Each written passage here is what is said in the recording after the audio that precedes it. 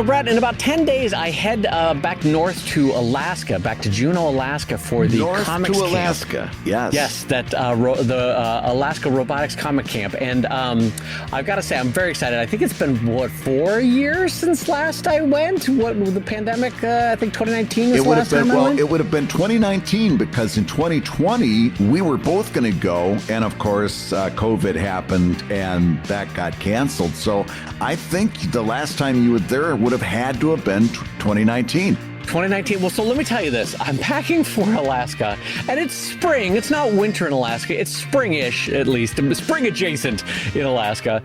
I got to tell you, my wardrobe is not prepared for Alaska. I'm shoving aside the 3 pairs of flip-flops that I own, and I'm like, what can I find behind my Los Angeles pairs of shorts that can maybe work for Alaska? I got nothing, Brad. I got nothing. I mean, I can't imagine you actually own a pair of long johns, right? Not long for johns, 20 years. Lined jeans, nothing like that. You're all tropical all the time down there. Can I be ignorant for a second? Does that exist? Lined jeans? Oh, That's a thing? Yeah, jeans with the little inner lining that keeps the heat in. Oh, absolutely. Those are. How do you those not look great like Johnny to Fat Thighs wearing lined jeans, though? Well, I always found them very comfortable. It gives me the support and warmth I so sorely need. That's right. That's right. Yeah, no, I got nothing. I actually had to go out the last time I went to Alaska, and I still have them. I had to buy waterproof boots because it's sort of it's sort of heavy mud situation when it rains in Alaska. You know, you get Juneau is right by the glacier, and so you get a lot of runoff near where we're camping. And so anyway, I had to get special because I don't know. None of my shoes for Southern California wardrobe is not built for Alaska. It's like a totally different world. Yeah. It's amazing just to think about how different it's going to be up there. And now, what all do you pack? You've got the long pants. You've got sweaters. I'm sure sweatshirts, gloves, boots. Do you got to take like bear repellent up there? Here's the funny thing. I don't even know what bear repellent would be other than me screaming and running in the other way. I guess, is that a spray that you're talking about? I think, don't they have a spray that's bear repellent? I'm sure they do. Humans probably came up with something. All I know is to wave my hands around and go, hey, bear. Hey, big guy. Hey, bear. You don't run from a bear because you're not going to outrun them. No. You have to make yourself look big and announce yourself to them. Well, I've been working on making myself look big for the last 54 years. I tell you what, the pandemic has done a lot of work for me in making myself look big. Yeah. So, so that's, I don't have anything in the way of repellent, nor do I have anything in the way of attractant for cute Alaska animals. Like, I always want to see a bald eagle when I'm up there. I told you what happened the last time I was there. Animal attractant? Usually that's just rubbing a raw steak on your chest and you're looking for an animal attractant? Well, you know what I mean? Like, you want to see the cute animals. Like, I don't want to see a bear, but I would love to see a fox. Oh, wouldn't that be cute? I would love to see a bald eagle or a hawk. Chew your face off. They're not. These are not friendly animals. You're not going to visit the princess in the enchanted forest. These animals will bite you as soon as look at you. Yeah, I want to see a fox. Do you like that City Boy is over here imagining that I'm going to walk out in Alaska and go, la, la, and all the little birds are going to land on my hand? Yeah, I could just see Dave with his finger out waiting for a bluebird to land on his finger, and it finally happens, and it takes a chunk out of his thumb while he's there. A bald eagle with like a 12-foot wingspan just takes my finger off as it goes by. Their talons will go right through your arm. They oh my don't God, screw Dave around. Malky and I were walking by a small, not a river, but it was sort of glacier runoff river, and a bald eagle landed on the other side of the river, and they are just large birds. Not to be nerdy about it, but good God, that's a big bird. It's a big bird. Yeah, that's a lot of bird. I think. Listen, as far as wildlife and you, I think you're probably safest on the inside of the. You know, the only wild I want to hear about from you is wild turkey. That have a nice pour that into a nice little glass and you're all set. Oh, there's no way that I'm going to beat that joke, so I'm going to say hello, everybody, and welcome to Comic Lab, the show about making comics. And making a living from comics. I'm Brad Geiger, the author of the Webcomics Handbook and the creator of Evil Inc. And I'm his pal Dave Kellett, cartoonist of Drive and Sheldon and co-director of Stripped. And this week's Hour of Comics Advice is made possible by your support at patreon.com/comiclab. And a reminder to everyone that you could be watching us stream live each week as we record the show for our Comic Lab Live Gab friends. And there's a concurrent chat running right now alongside the stream where we answer your questions before, during, and after the show. And if you happen to miss the live stream for Life Lover Learning, it is archived each week so you can watch the stream later. That will rebrand it. We'll call it the Love Stream. Instead of the live stream. No, Brad, that's something from your branding. That is not, I am not signing on to that. That is not something that I'm not going along with a love stream. No, thank you. That doesn't fit with my lifestyle. So do join us over at Patreon. And Dave, let's talk comics. Let's talk comics, my friend. Now that I know that I need to go buy lined jeans. Lined jeans. You'll never ready look to start back. the show. That's right. So what is it lined with? Is it fur inside the jeans? I had mine lined with like a sweatpants material, like jersey material, just something light, and maybe it had a little cotton or some fiber filling inside there, but it was just lined with an extra layer of protection to keep the heat in.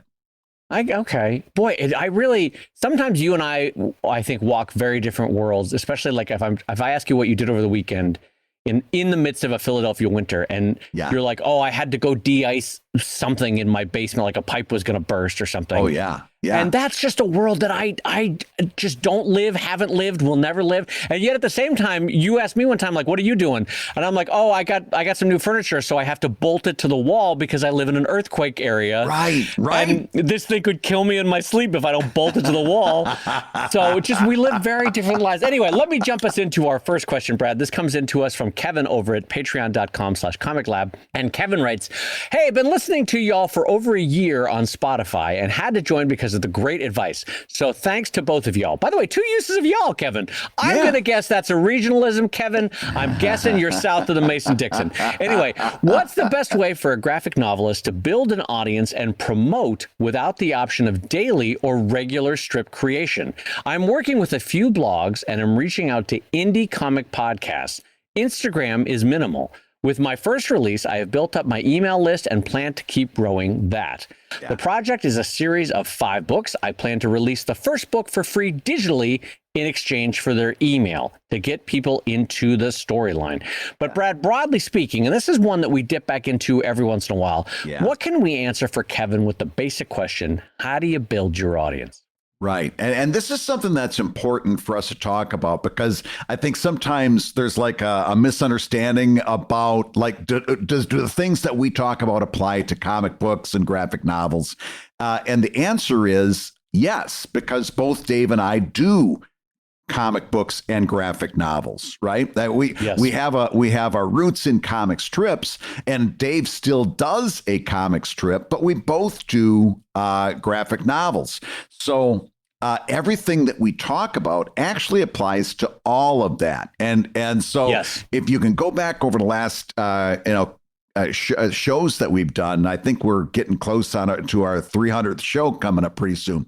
Everything that we've been talking about applies to this, but this is not the first time we've gotten a question like this. So let's go through it. There's 2 different ways that I could see doing it. The first one we'll talk about is the one that Dave and I really advocate strongly. And there's another way that you could do it I'm going to tell you who you need to look at for that. But the first one is to do everything that we've been talking about on this show, particularly perk your ears up when you start hearing us say things like frequent, consistent, and significant, right? You've heard us say that before. Update as frequently as you can so that each update is significant, and that's super important, so that the updates can be consistent in quality and in update schedule. Frequent, consistent, significant.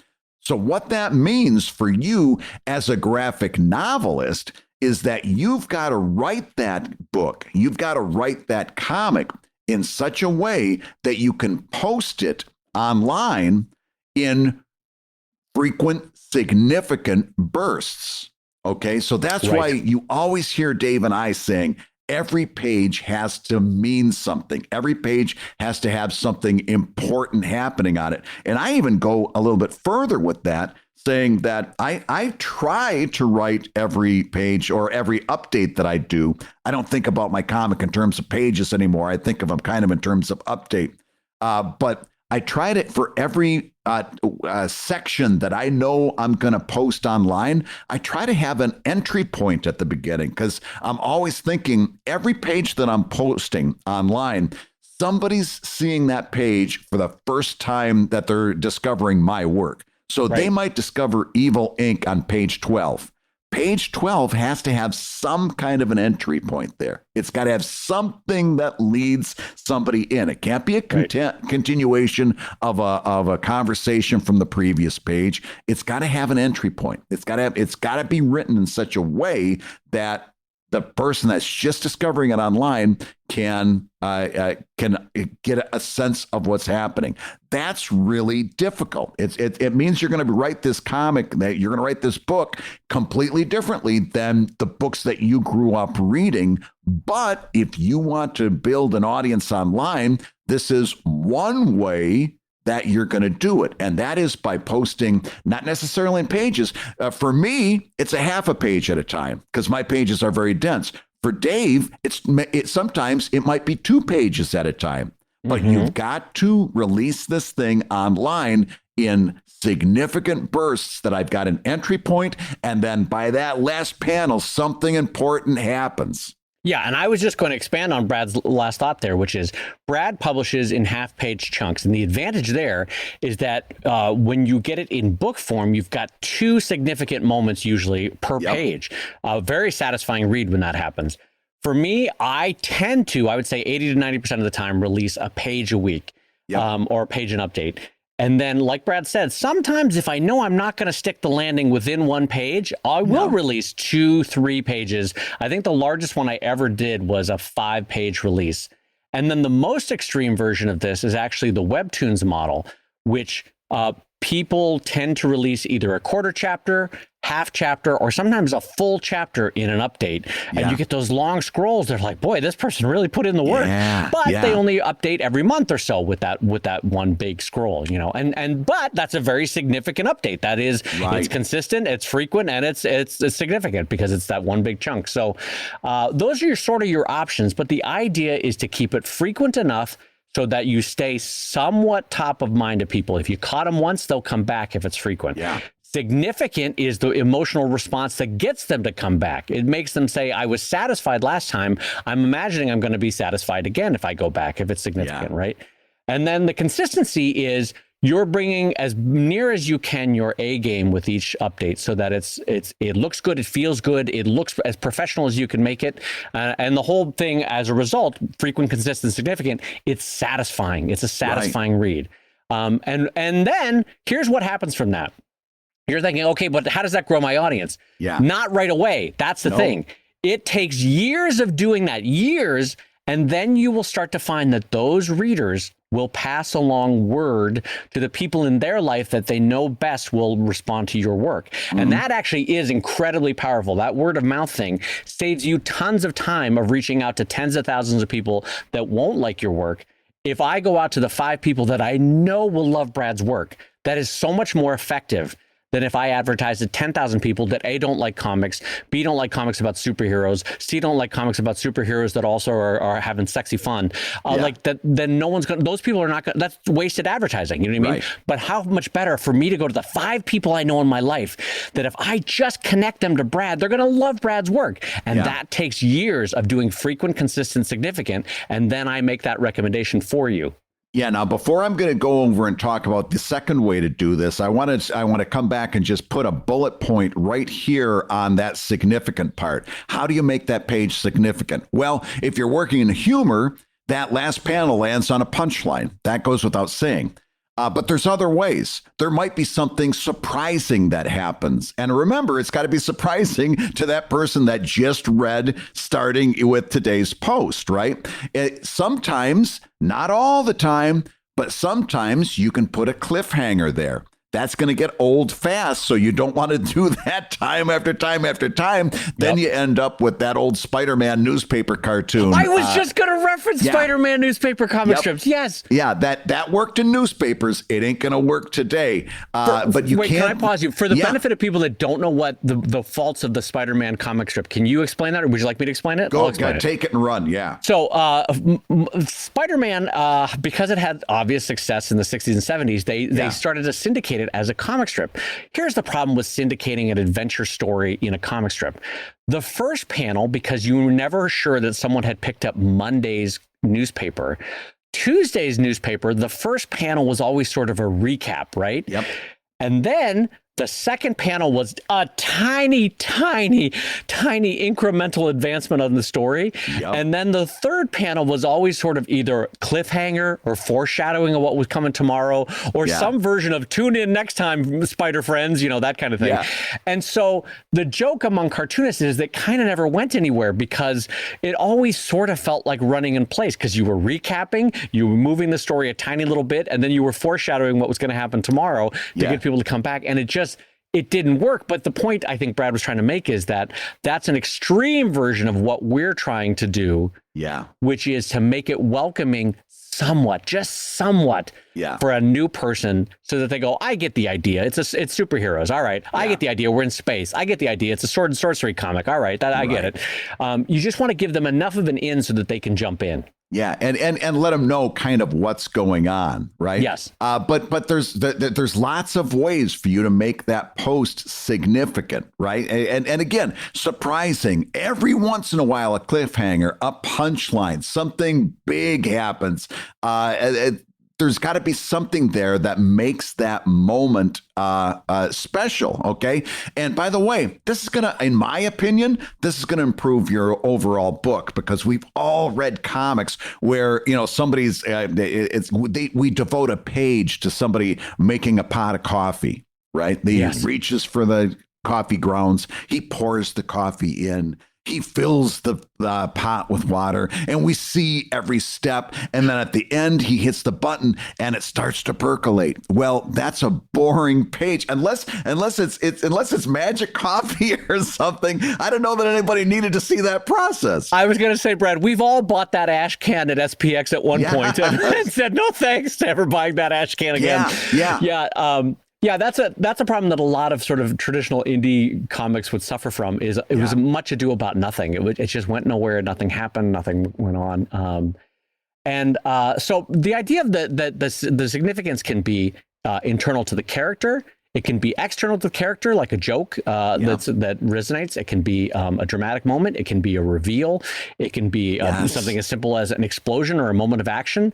There's a million ways you can make that ending compelling. But it's one of the reasons why, to Brad's point, it makes the story more interesting to flip page by page by page, because it's the same kind of thing that made Arthur Conan Doyle and Sherlock Holmes stick around, is because those stories still pop, because Conan Doyle had to make each update have some kind of scintillating twist or turn or reveal or interesting character development, so that you tuned into Sherlock Holmes the next time it came out, because it was in installments. So you're trying to do the same thing with your comic.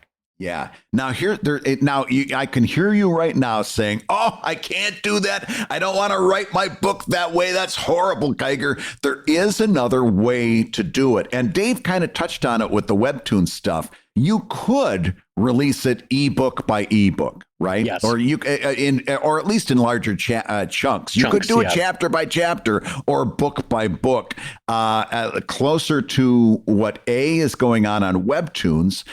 B, also look to independent authors, right? I always tell you, and I'll say this again, you want to see some people that absolutely have this on lockdown. Look at romance authors. They're overwhelmingly independent, just like us. And they are doing stuff on social media and promotion and marketing that kicks our asses time in and time out. And that's the way they're releasing their stuff. They might be doing like chapters on Patreon for their backers behind a paywall. But in terms of what they're releasing to the outside world, it's usually entire ebooks, or maybe, an ebook and then later an audio book or something like that. But they're doing bigger chunks. So now obviously the problem is you can't do that every week. You can't do that. Heck, you can't do that every month probably, right? Now your challenge on social media for audience building is you've got to use social media in the interim to build interest, to retain interest. And that means you got to hit those 4 C's of social media that we talk about all the time.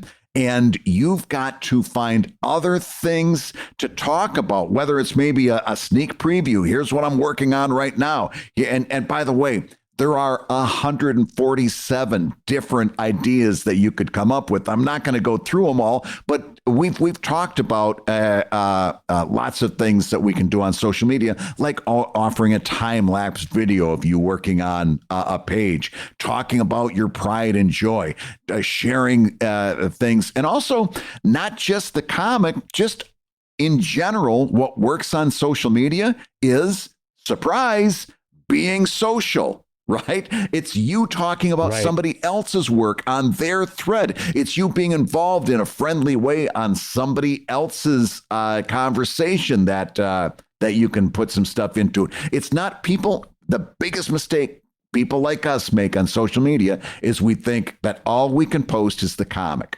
or us working on the comic.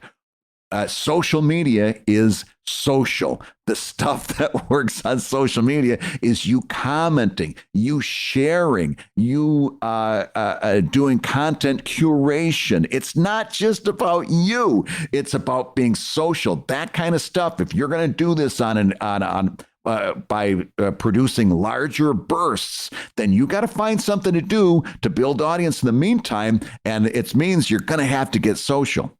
Absolutely. And just because I don't know that we've mentioned it yet, the 4 C's, as Brad wonderfully coined them for social media, are creation, and that's everything that you're making. That's Brad, that's everything from the comic to the time lapses to the commentary that you might have about your own comics or the behind the scenes. That's all the creation, right? That's number 1 of the 4 C's. Number 2 is curation. You're telling other people that not only are you going to be getting my comic when you follow me or jump into my world, I'm going to share other interesting things, other similar worlds, other genres, other artists that you might like that I will curate for you. That's number 2. Number 3 is commercial. As you start to build up that audience, you're going to sprinkle in, hey, I'm doing this comic convention. Hey, I have a new book. Hey, I've got a new pin. There's a little bit of salesmanship in there, and that's okay, but it's balanced out by the other 4 C's, right? And the 4th one, the final C, the one that everyone enjoys the most, is kindness, because you're being social. You're engaging with people. You're making yourself a welcome place in a sometimes unwelcome online world. And in so doing, you're being social, as Brad said. And it's hard for some of us, but we can't just produce the comic and expect an audience to magically appear. You have to do the social work to sort of get people to come in. At first, you have to go out to the world. You've got your website, as we always say, but you're syndicating it to as many places as you can. Whether it's Instagram, whether it's LinkedIn, whether it's Twitter, whether it's Blue Sky, whatever it's going to be for you, you're syndicating it out there. I know that. What's that? It ain't going to be Mastodon. Mastodon. I know it ain't going to be Mastodon. It brings me such joy, by the way, because I know you're going to be right. Like every time you're like, guys, it's not going to be Mastodon. It ain't Mastodon. I know that. It ain't my first rodeo. It's not going to be Mastodon. Yeah. So if you're looking for things to do, one of the most important things to do is comment on other people's stuff. You know, find other people who are doing stuff that maybe is similar to yours and comment. Make a friendly comment. But also comment with wit. Comment with insight. Make it. Don't just be like "ha" or "loved it." You know, that kind of thing. And well, wit is. I'm gonna massage that just a little bit because wit is not easy for a lot of people to do, especially not in typed form. A lot of people think they're being witty and they're being jerks. All right. So be very, but I would say friendly. I'm going to go for friendly. Nobody wants you to be funny because I've seen it happen so many times that you actually come off so friendly. Be a friendly commenter. Find other people doing similar things to you and make a friendly comment. Make a friend. And by the way, it's this kind of networking that's actually beneficial. All that stuff that you think you're networking at a comic convention, I've always kind of rolled my eyes at that. But this kind of networking pays off. right? Because now you can start to make some connections with other people, and you can over time you can start to build professional relationships. This is a good use of your time. If you're going to be doing that, you're going to have to take maybe for the first time ever a completely different look at what you're doing on social media. Right. And so what did you not hear Brad and I say? We didn't say pay to advertise places. It doesn't work. It's not worth the money that you're spending, especially if your comic is not naturally bringing in people already. You sort of have, as we say before in the 20 Comics Commandments, you have the audience you deserve. And if you're bringing in 5 new people a week, 10 new people a week, then great, it's working. But advertising is not going to triple that. You know what I mean? And if it does triple it, as soon as you turn off that advertising spigot, those people are going to go away as well. It's the natural flow of people that ultimately become your long-standing audience. And that's why we always say, make a good comic first, because nothing else matters if you don't have that good comic. And then from there, building from there. And I know that seems counterintuitive, like, yeah, but I'm talking about how do I build an audience? And Brad and I are like, yes, making a good comic is how you build an audience. And I know that sounds frustrating because it sounds like we're dinging you for something. We're not. Yeah. Brad and I have to do the same thing. When we make a good comic, that's how we grow our audience. Hey, if you're listening while you work, take a minute to stand and stretch. And while you're doing that, we're going to tell you why you should join us on Patreon. When you do, you're going to get hours and hours of podcasts that we've recorded just for backers. And exclusive Patreon posts that go even deeper on Comic Lab topics. And access to our exclusive Discord server, which is a thriving community of professional cartoonists. So you can support the show you love and get tons of actionable resources for your own cartooning. And listen, if you can't swing a pledge this month, we get it. No worries. Yeah, listen, you can still support the show by rating us wherever you get your podcasts. Just leave a 5-star review and a few kind words. That, along with mentions on social media, is incredibly helpful. Now, everybody, let's talk comics.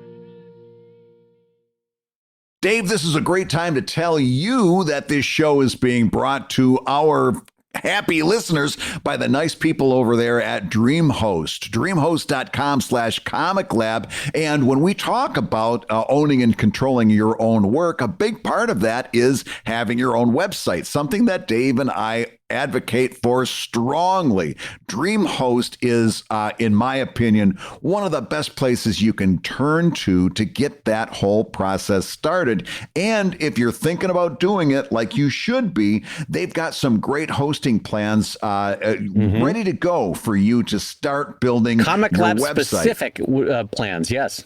Yeah. And you can go to you can go to dreamhost.com/Comic Lab and check them out. The shared starter plan starts at $2.59 a month, which, let's face it, if you're just going to dip your toe in, you can't get better than that, right? No. Just to start the ball rolling. The shared unlimited plan starts at $3.95 a month. It's all got both of those have fantastic features, including single-click WordPress installs, your website, if you want to include your domain, all kinds of great stuff. Plus, the one thing that I keep talking about over and over again is if you're like me and you make a mistake here and there, and you've got to get in touch with somebody from support. When you get in touch with somebody from support, you're always talking to not only a real human being, but a real helpful human being. And they've that's a good way to say it. They've always gotten me out of trouble and ended up putting me in a better position than I was when I started.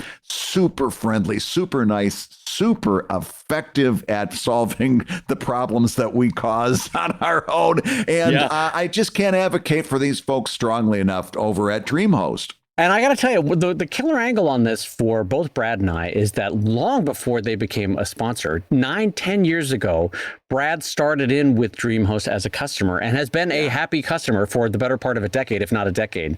And that's one of the reasons why we select the sponsors that we do, is because we know and love them. And in Brad's case, they have been a godsend for his career for a decade online. And it's in fact to the point where I'm being hosted by another service, Brad, that rhymes with Schmamazon, and I got to tell you,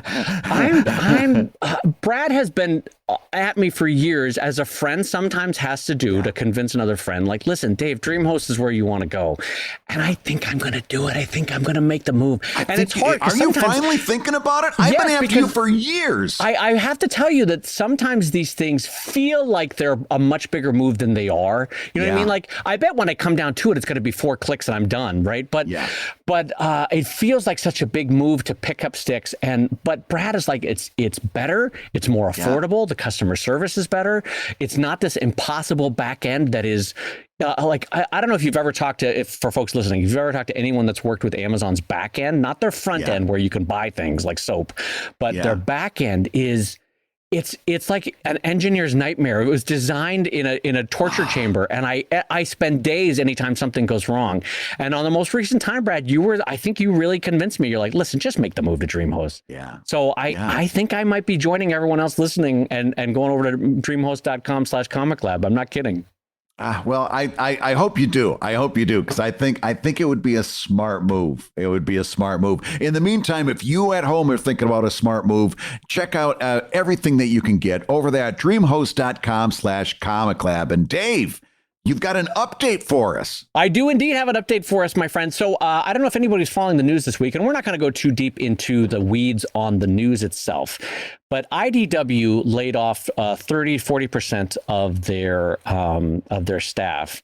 Right. In the same time that they made a managerial move in being passed along to the major stakeholders, shareholders, son or grandson. I don't remember which one it was. Doesn't matter. But the only reason I'm bringing this as an update is not another, oh, hey, look, a comics company is failing story, because those come once or twice a year.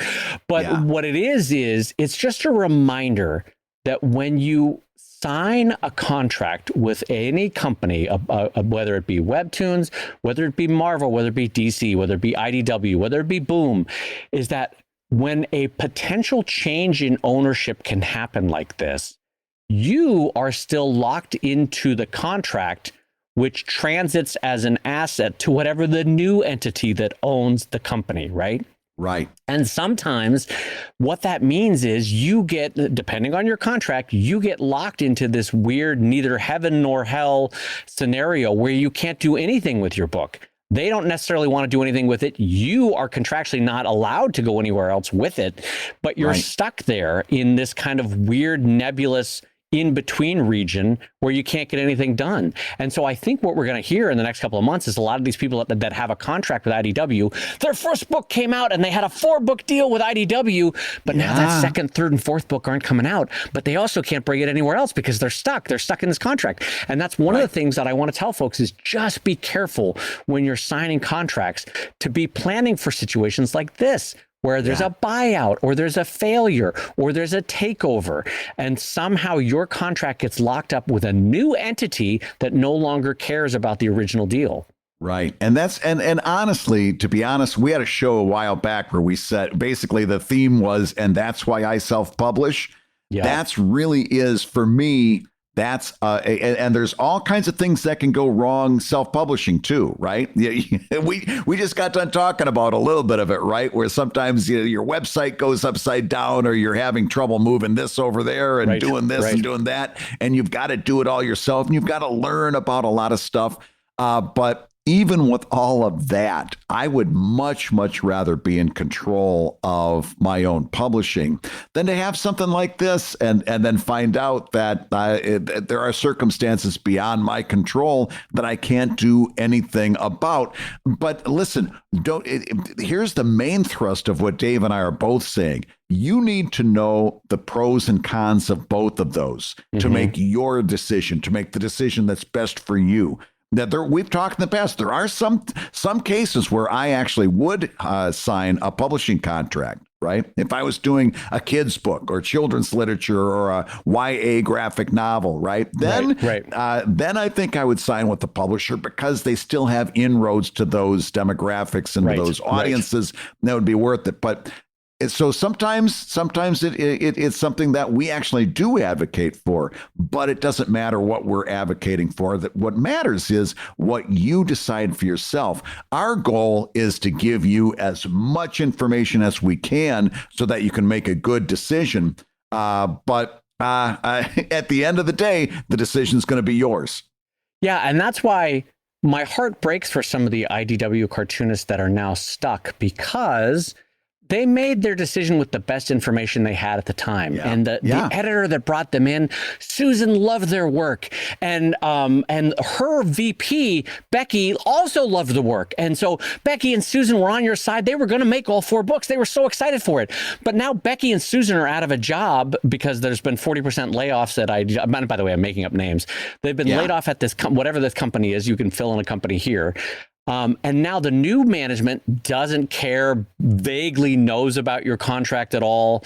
They were buying the assets for other reasons, not at all related to the other 3 books that you have coming out, but you can't take it anywhere. And what I'm saying is that's one of the limbos. It's actually one of my big fears for friends when they go into deals like this, is what happens if there's a takeover or a business failure or an acquisition and the new owners don't care, but you're stuck. And we've seen lawsuits, continuing years-long lawsuits trying to extricate yourself and your book titles from deals like this. So it's as Brad and I always say, it's one of the reasons we self-publish, and so take that one with a grain of salt. Yes. And then I have one more update this week, Brad, for everybody. And I am now 1 year into taking Brad's advice. And I want to tell you all as an update how things went.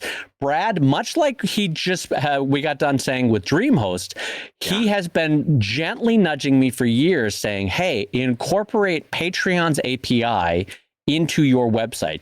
It will make a difference. It is a good move to make the API and Patreon play naturally with your website. And so that's what I did. It took a while to nudge me off the bench and get me doing it. But Drive over at drivecomic.com has now had the Patreon API associated into the website for a year now. And here are the results. Exactly a year ago, I had 100 less patrons than I do today. Brad's advice, you can go to graphtreon.com and see the chart. Brad's advice has consistently every month raised my patrons by having the site. It has a happier community. It is better. It has better features. It has a better functioning site, and up to maybe even over 100 patrons in 12 months since it was launched. And you can look on Graphtreon. It was stasis for 3 years before that. So that tells you everything you need to know, that Brad's idea, Brad's advice on this worked. And yes, much like it's taking me a minute to get off the fence with DreamHost, once I made the move to incorporate Patreon, my life was better. It was a better way to do a website. So I just want to say thank you and an update everybody that Brad's advice worked on incorporating Patreon into my website. Oh, that's fantastic to hear. And one of the most important parts about that, and this is something I've talked about in different places too, is getting your comments off of your website and onto Patreon. Yes, right? Yes. Oh my God, yes. That was such an important part of making this work. And it's counterintuitive, because you're like, well, why don't you want comments on your website? You want to encourage that. Well, yes and no, right? Yeah. You don't want to have just any comments on your website, because sometimes you might have somebody that's not commenting very friendly. So you take that over to Patreon, where if they want to say that stuff, they got to pay first. And all of a sudden, you're filtering out all of that gunk that comes from somebody just doing a drive-by commentary like you see on Reddit all the time, for example. And you're taking that commentary, and what's the result? A stronger community, a more friendly community, a much more, a better experience for everybody involved. Absolutely. And Brad can attest to this, because I'm not very complainy as a personality, but there were 2 readers that did exactly what Brad just said. They did drive-by commentary. Yep. And drive-by in the sense like, you're an asshole, and then you're like, what was that for? And moving all my commentary and my community onto Patreon via this API integration has, like Brad said, it's made everybody happier. It's a vibrant, happy, like Brad, I used to make fun of Brad because he would say, join us on Patreon. It's a party. Like now the Drive Patreon is really fun because all the jerks have self-selected out. They're not going to pay to be a jerk, you know? Yeah. And so it's all kind people and funny people and really insightful people. And there's a lot of great fan theories. And so anyway, this is becoming too long, but the update is to say Brad was right. Listen to Brad. Always listen to Brad. I like that's a good update. Enough said. So Dave, you've got a topic coming up next that I'm really intrigued about because I've heard of writing utopian and I've heard of writing dystopian in terms of a world, but you've got a third option I've never heard of, and I'm champing at the bit to hear you talk about this topic. Well, you know me, I'm a lover of words, and I just learned a word recently that I guess was only coined in the last 10 or 15 years, and the idea is protopian. Neither utopian nor dystopian, it's protopian. And the idea is that no matter what future you imagine, it's probably going to be muddlingly okay. And that's true for most human existences, is that they're muddlingly okay. Are there moments of tragedy? Absolutely. Are there moments of utter joy? Absolutely. But most of life is, and so one of the things, and by the way, this was an editor of Wired magazine that had coined this phrase, but the idea that we always think that like technology is going to make some utopian future, or we think that technology is going to make some dystopian future, when the truth is it's probably going to be muddlingly okay. Right? You know, humans tend to course correct what's truly terrible. They also tend to slightly ruin what's truly wonderful. And so you end up with protopian rather than dystopian or utopian. And I mainly want to talk about it, not so much in your writing, but in your comics career, in that we tend to be fired up by a utopian vision of what our comics career would be.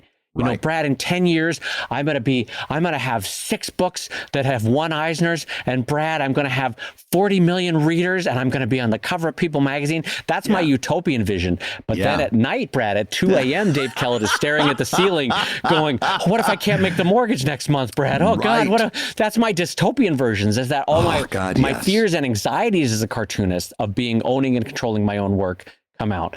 But the truth is, if you aim for a protopian career where you have 1, 3, 5% growth every year, you're not burning up the charts, but it's a version of that reader that asked us at the beginning, how do I grow my audience?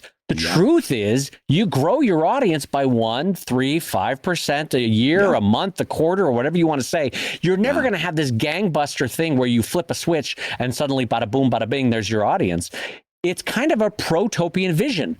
The protopian vision is you work hard, you put out as many comics as you can, frequent, consistent, and significant. You do the best work that you can, and you're going to have a protopian future. You'll muddle your way into growth, you know, if you just keep at it. Yeah, and we talked not too so long ago about getting a comic on the front page of Reddit, right? And we had gotten millions and millions of views and so forth. And the upshot was, how many new Reddit followers did you get that day? It was like single digits, right? But what Dave is saying prepares you for that a lot better, right? Because you can stop looking for that magic moment. You can stop looking for the guy to roll up in the limousine and roll the window down and offer you the standard rich and famous contract, and you've been discovered, and now your career takes off, because that didn't happen. And let's face it, except for a couple of notable exceptions, never happened. Right? That's a dream that we were all handed. Those are fairy tales. And also this whole idea of you're gonna die in a pool of your own making, then that's probably not going to happen either. Chances are it's going to be somewhere in the middle. And number one, it's okay to be in the middle. As somebody who fought his way to the middle, I can tell you it's okay to be in the middle. I have clawed my way successfully to the middle, but it's been a great life. It's been a great life here in the middle. And it's been a life of incremental changes, little by little by little, getting a little bit better, doing a little bit better, being a little bit happier, being a little bit more successful. There's a lot to be said for a little. Yeah. And, I'm going to rephrase Brad because he always says, you can't plan for your style, but you see your style, or you can't drive towards your style, but you see your style in the rearview mirror. Yeah. And when you're living a protopian cartooning career, you don't necessarily see or feel tremendous progress unless you look back 5 years, 10 years, 15 years, and then you go, oh, wow, I've come a long way with 1, 3, 5% improvement in my art quality or in my audience size or in my income every year.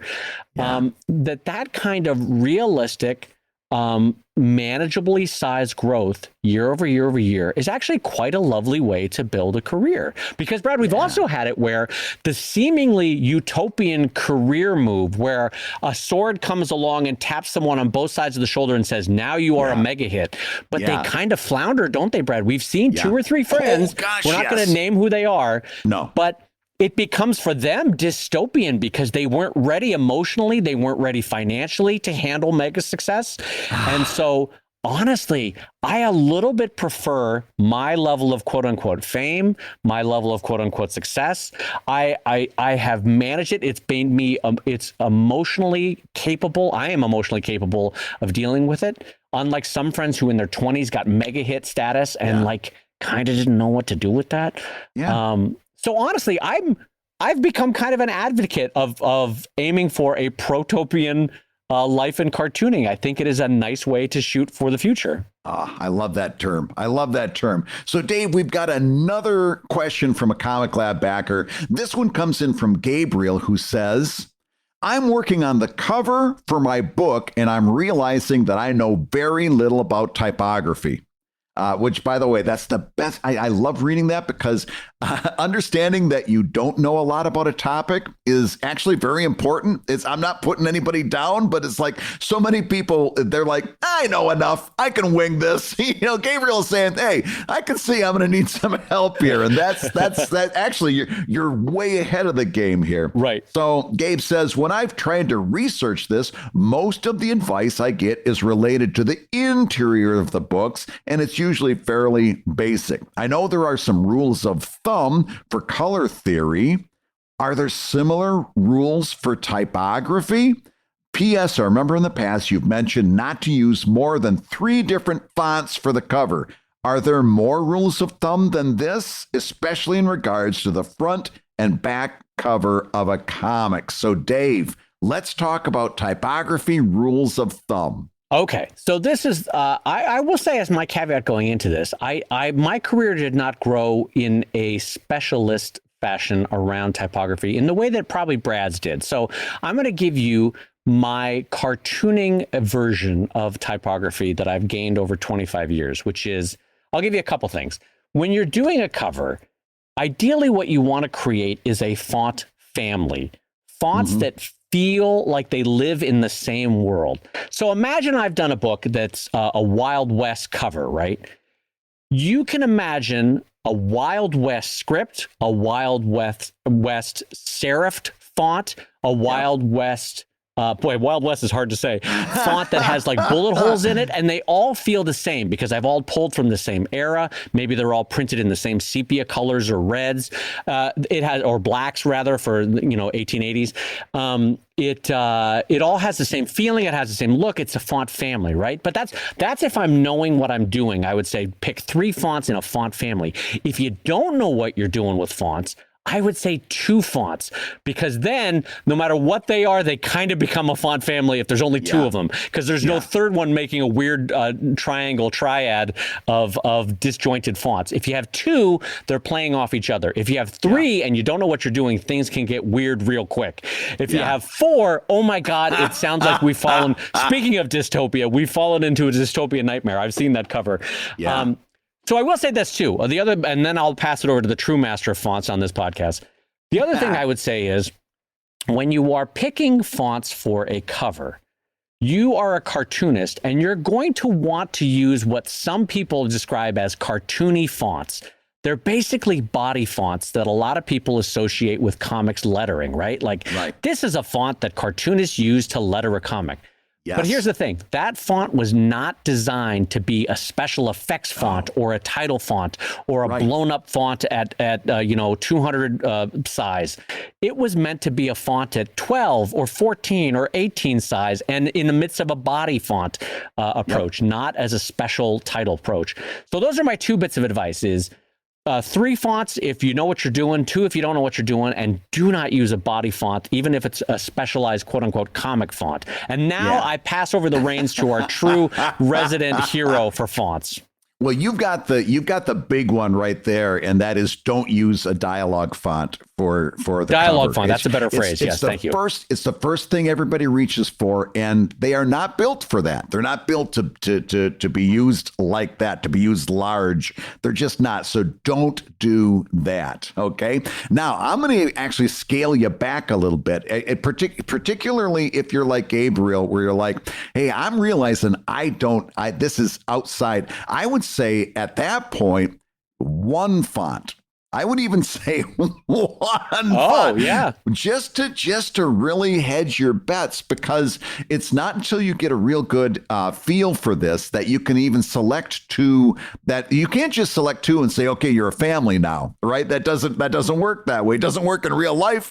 It doesn't work for fonts either. So I would say 1. And you can, if you choose a good font, you'll choose something that can look good large and it looks good fairly small. You might choose a font with different faces, right? That means it's got a book version, an italic version, a bold version, and even more faces than that, like a heavy version, a demi version. There's a lot of different faces to a font. So if you choose a font that has all of those different faces in it, then you've got a lot of versatility right there. I'll just give you one that was my fault. My go-to for years and years in newspapers was Franklin Gothic, which I still like. I still like that font. Maybe not for doing the cover of a comic, but I don't think I'd use it on my comic, but I used it in graphics all the time. And it had a heavy, a demi, a Roman, an italic. It even had a light face, right? So I like a font that has that many choices. Okay, so that's the first thing I'm going to tell you. Just 1. Can I just tell you, you sounded kind of old and grandfatherly there in a sweet way. This is what it sounded like. I like a font that has a lot of choices. A font that lets me know that when I'm going to invite that font out onto the dance floor, it's going to stay with me for a song or 2. You know what I like? A font that's got a little italic. It's got a little bold. It's got a little bit of impact. I like it all. You know what? I'll take them all. I'm Brad Geiger. I like fonts. That's right. A lot of this is like finding a good dance partner, right? You want somebody that can tango and somebody that can also slow dance, you know? And for Brad Geiger, Franklin Gothic is that font, ladies and gentlemen. That's right. Oh, you know what? It comes down to the G. It comes down to the G. I love the Gregorian G, that the one that it looks like 2 loops that are connected. Yeah. If you give me a font that has that kind of G, I'll love you forever. That's just a gorgeous. Franklin Gothic does it for me. What can I tell you? But if you do end up going into 2 fonts, I want you to make one of those a sans serif font and one of those a serif font. All right. So what does that mean? A serif font has serifs on the letters. Those are little hashes or dashes that hang off the letter. If you take a look at Times New Roman, right? And you know those little hashes that hang off the letters? Those are called serifs, okay? So if you're going to go with 2 fonts, I would suggest making one of them a serif font. The other font would be a sans serif font. Sans coming from the French word without. Sans serif means without serif. That would be a font like Helvetica. The lines that create the letter forms don't have little hangers on and dashes and hashes and all that other stuff that we call serifs. They're just the letter form.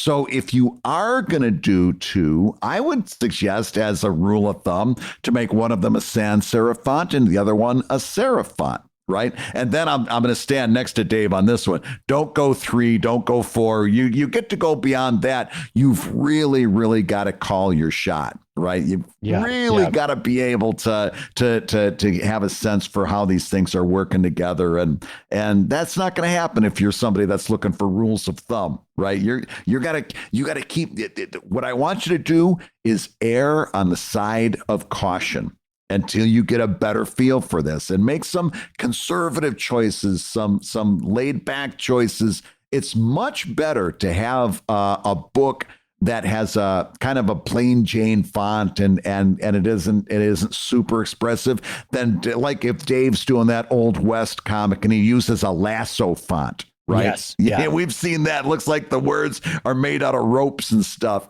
The only problem with those look horrible and they're tough to read, especially at smaller sizes. So I want you to err on the side of caution. I want you to err on the side of readability. I also want you to take that font that you're thinking about and make it really big and see how it looks big. You'll be surprised. Some of these fonts fall apart when you use them big. You're like, oh, anything's going to look better bigger, right? Some of these fonts look terrible big. And to that point, when you're doing dialogue and you're typing out the brown dog ran over the green hill, and you type that out into your dialogue, for the most part, and in fact, only rarely do you ever modify the leading or the kerning of that, right?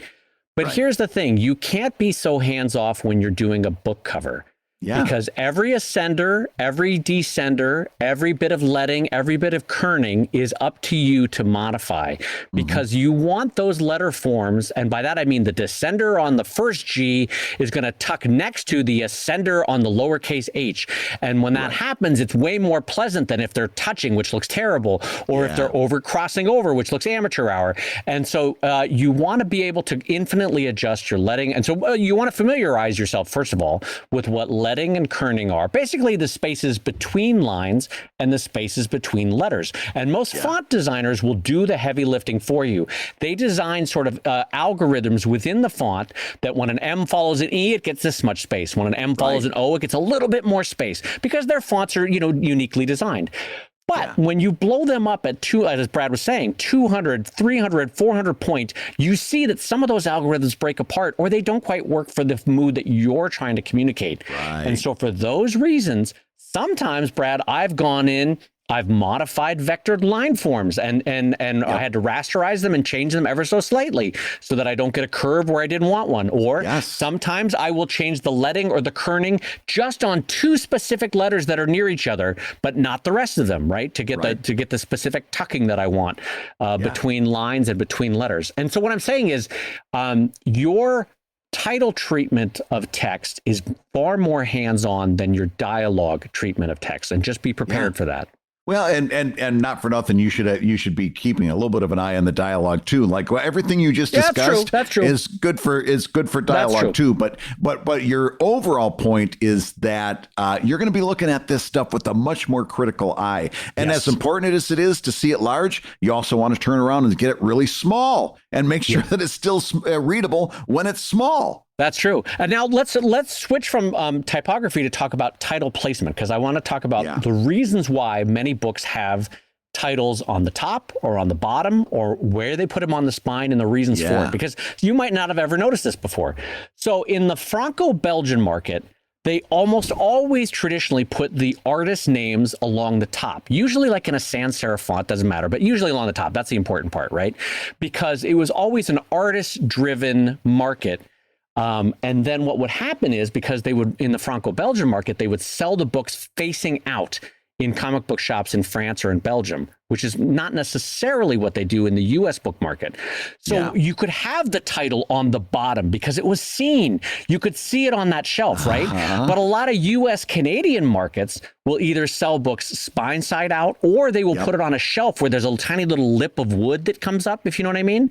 And it would cover the book. And so sometimes in U.S. markets, when they have books facing out, they will gently lay the one on the right slightly over the one on the left. And so what you have with American comic books especially is you have titles at the top, right? because Marvel and DC never wanted to promote the artist, they always wanted their title to be promoted, right? And that speaks more to corporate control as much as anything else. They always want X-Men. They didn't want you to know that it was John Byrne drawing X-Men. They wanted it to be X-Men first. Oh, by the way, it was by John Byrne. Whereas in the Franco-Belgian market, it was like Mobius and his new title, blah, blah, blah, blah, blah. You know, who cares what it is? But they would go, the title would be at the top of the book, and it would be airing towards the left side of the book, because in case they got flapped over one on the other when they were facing out on a shelf, you would still see enough of X-Men or Spider-Man, and you would definitely see the Marvel logo. And so they always had that on the upper left, which was the most visible most of the time for books. So just be aware of title placements considerations as you go to place your title. Yeah, you want to be able to see enough of it. And by this point, you've seen enough of Dave and I to hold you over for an entire more week. So it's time for me to say that you've been listening to Comic Lab, the show about making comics and making a living from comics. Your hosts have been my friend Brad Geiger, the line jeans wearing pal, the editor of webcomics.com, and the creator of Evil Inc. at evilcomic.com. And my always cool but soon to be chilly friend Dave Kellett, co-director of the comics documentary Stripped and the cartoonist of Sheldon at sheldoncomics.com and Drive at drivecomic.com. And if a bear eats me in Alaska because I don't have any bear spray, I would like the Comic Lab theme song to be played at my funeral. It is used with permission by Andy Creighton at theworldrecord.net. And this episode was edited by Matt Woodard of Woodsong Productions over at www.woodsong.media. If you love Comic Lab, and we know that you do, you can rate and review the show on Apple Podcasts, and you may hear your review featured on a future episode. And don't forget to give us a 5-star review on Spotify, where we are burning up the podcast charts. And Comic Lab is made possible by your continuing support on patreon.com/Comic Lab. So I will say that twice with all sincerity, patreon.com/Comic Lab.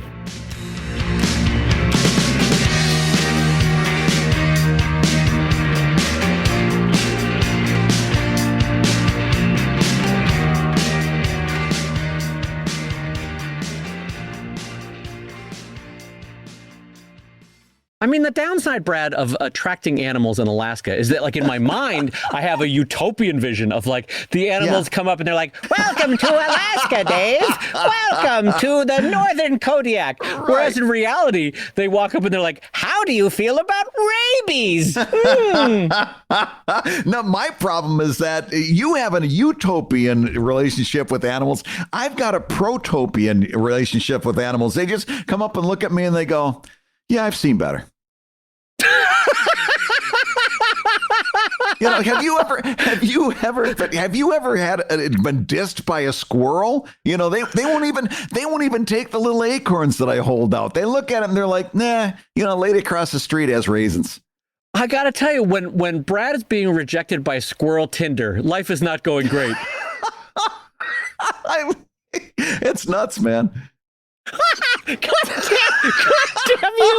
damn you to hell for that joke. No. We're ending it on that because I have to go throw up.